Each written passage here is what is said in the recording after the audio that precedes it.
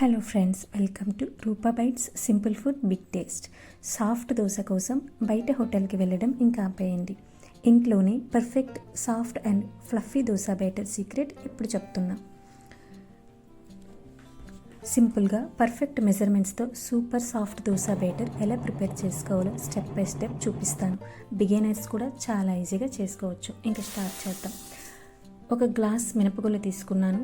Same అదే గ్లాస్తో 3 గ్లాసుల బియ్యం కూడా తీసుకున్నా. నేను రేషన్ బియ్యం తీసుకున్నా. దోశలకి రేషన్ బియ్యం వేసుకుంటే టేస్టీ ఉంటుంది అండ్ నెక్స్ట్ స్మూత్గా కూడా ఉంటాయి దోశలు. సో 3 గ్లాసెస్ రైస్ వేసుకొని ఆ 2 కలిపి పెట్టుకొని క్లీన్ చేసుకుంటున్నా. Cleaning must and should. Cleaning సరిగ్గా లేకపోయినా లేదంటే ఏదైనా రాంగ్ చేసినా అక్కడ దోశ బ్యాటర్ అనమాట 1 డే నెక్స్ట్ 2 డేస్ తర్వాత ఇంకా బాగా పులిసిపోతుంది. సో క్లీనింగ్ చాలా బాగా చేసుకోవాలి. ఒక 5-6 టైమ్స్ అయినా క్లీనింగ్ చేసుకోవాలి. ఎందుకంటే రేషన్ రైస్లో కొంచెం డస్ట్ ఎక్కువ ఉంటుంది కాబట్టి మనం ఎంత బాగా కడిగి పెట్టుకుంటే అంత మంచిది. నెక్స్ట్ అది బాగా క్లీన్ అయిన తర్వాత ఆ 2 మిక్స్ చేసి ఉంచాం కదా, అందులో మంచినీళ్ళు వేసి సోక్ చేసుకోవాలి. ఒక మినిమం 4 to 5 అవర్స్ అయినా సోక్ చేసుకోవాలి. ఆఫ్టర్నూన్ పెట్టుకున్నామంటే ఈవినింగ్ టైం సరిపోతుంది మనం గ్రైండ్ చేసుకోవడానికి. నేను ఇప్పుడు సోక్ చేసుకున్నా. నెక్స్ట్ చూడండి, ఈవినింగ్ అయిపోయింది, గ్రైండ్ చేద్దామని తీసాం. మినపగుళ్ళని గుండ్లులా ఉన్నవి 2 ముక్కలుగా అయ్యాయి. సో ఇప్పుడు పర్ఫెక్ట్గా మనం బ్యాటర్ ప్రిపేర్ చేసుకోవచ్చు. ఇప్పుడు ఇంకొకసారి ఇది కడిగి పెట్టుకోవాలి. నెక్స్ట్ గ్రైండర్లో వేసుకొని గ్రైండ్ చేసుకోండి. చూడండి, గ్రైండర్లో వేసినప్పుడు కొంచెం వేసిన తర్వాత గ్రైండర్ స్ట్రక్ అయింది. ఎందుకంటే అందులో వాటర్ వేయకుండా ఆ వాటర్ని మనం తీసేసి వేస్తున్నాం కాబట్టి అందులో ఆ స్ట్రక్ అయినప్పుడు ఇంకొంచెం వాటర్ వేసుకున్నామంటే నార్మల్గా స్మూత్గా గ్రైండ్ అయిపోతుంది. ఇంకా మధ్య మధ్యలో చెక్ చేసుకుంటూ వాటర్ వేసుకుంటూ కొంచెం కలుపుకుంటూ, అంటే ఫింగర్తో ఈ సైడ్కి అలా అనుకుంటుంటే ఆ సైడ్స్ పప్పు అనేది మినపగుళ్ళును నెక్స్ట్ బియ్యం సైడ్కి ఉండిపోతాయి కదా, అవి కూడా వచ్చేసి మొత్తం ఈవెన్గా స్మూత్గా గ్రైండ్ అవుతుంది. ఇక్కడ చూపించాను చూడండి, ఇంకొంచెం రఫ్గా ఉంది.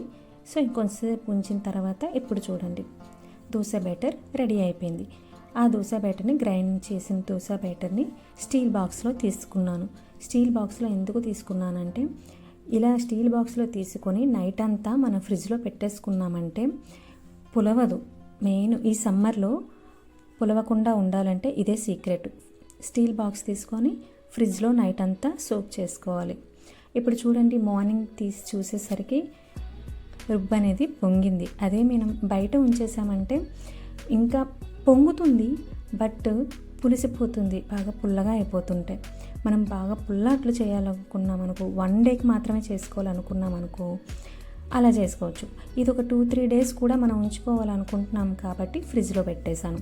ఇప్పుడు మనకు కావలసినంత దోశ బ్యాటర్ని గిన్నెలోకి తీసుకొని అందులో తగినంత సాల్ట్ కలుపుకొని కొంచెం వాటర్ వేసుకొని దోశ కన్సిస్టెన్సీ రావాలి, అది కలుపుకోవాలి. ఎంత బాగా కలుపుకుంటే అంత మంచిది. ఇప్పుడు స్టవ్ ఆన్ చేసి దాని మీద ప్యాన్ హీట్ చేసుకోవాలి. ప్యాన్ బాగా హీట్ అయ్యాక మాత్రమే దోశ బ్యాటర్ వేసి స్ప్రెడ్ చేసుకోవాలి.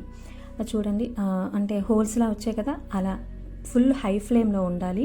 ఇలా హోల్స్లాగా వచ్చిన తర్వాత ఆయిల్ ఫుల్గా స్ప్రెడ్ చేసుకొని ఫ్లిప్ చేసుకోవాలి. హైలో ఉన్నప్పుడు మాత్రమే ఫ్లిప్ చేసుకోవాలి. అలా అయితేనే సాఫ్ట్ అండ్ ఫ్లఫీ దోశ వస్తుంది. సిమ్లో పెట్టామంటే దోశ హార్డ్ అయిపోతుంది. అంతే, ఎంతో టేస్టీ అండ్ ఎంతో సాఫ్ట్గా ఉండే dosa ready.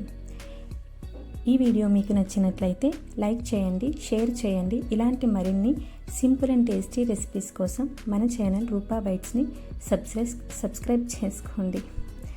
Thanks for watching. Always keep smile.